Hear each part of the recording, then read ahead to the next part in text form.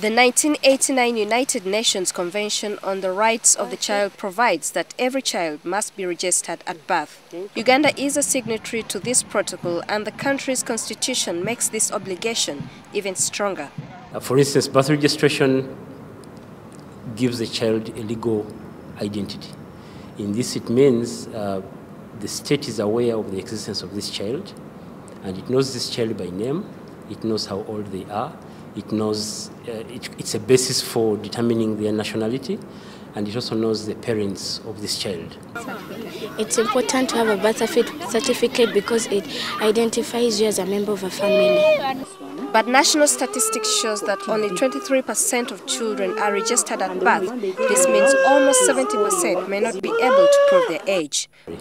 Because when it comes to the numbers of children who are planned for education or for health or a range of other services, it means government uses other mechanisms like the surveys to try and establish how many exact children that are there to be able to enjoy these services. We are supposed to get money from Ministry of Finance and print these registration materials and buy the registers and avail them to the sub-counties and the other local government structures that are supposed to do the registration. So this funding has never been availed, hence the gaps in the registration process. That's why you find so many children are not yet registered.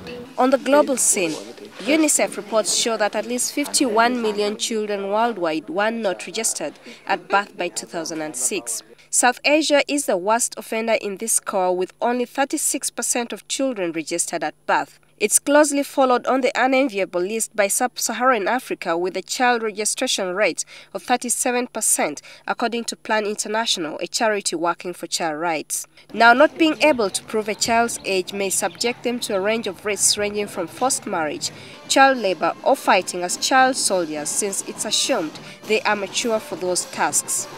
The problem may not appear acute in African countries, but in the developed world, children without birth certificates may miss out on many amenities.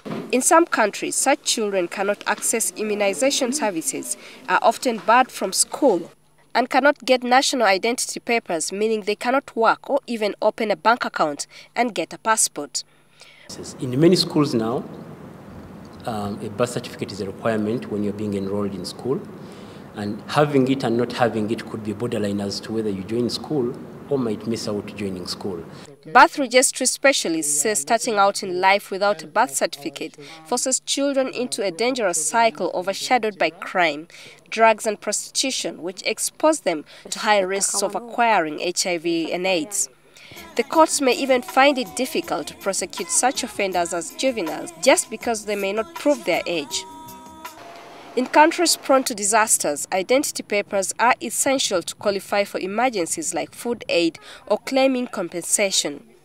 In these regions and other remote parts of the world, mobile registration units like vehicles that generally carry computers, printers, photocopying machines and generators take the process down to the people. In Uganda, the registration is done in hospitals and at sub-counties, but the certificates are centrally issued from the Office of the Registrar General.